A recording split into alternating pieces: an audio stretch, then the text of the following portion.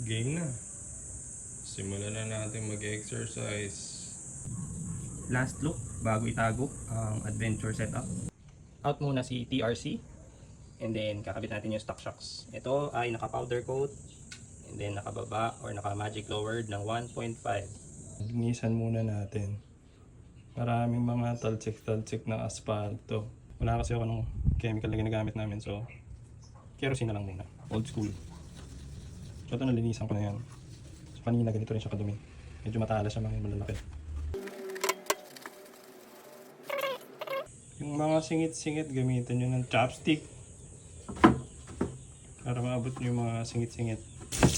So iba talaga pag may area naglinis ng motor or ng kotse. May hagod na pagmamahal.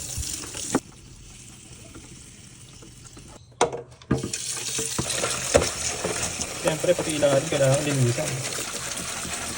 Hugas, right kadilig. Ito na ang 1.5 inch drop.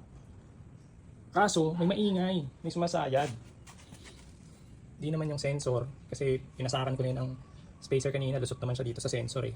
Tapos hinahanap ko siya, hayop na yan. Ayan o. Umidikit sila dito. Kumukuskus, kala ko kung ano na. So ayan ang stance na yun. Okay naman, tinesting ko. Solid ang gawa ni Fitment Street. Walang lagotok. Okay din yung play.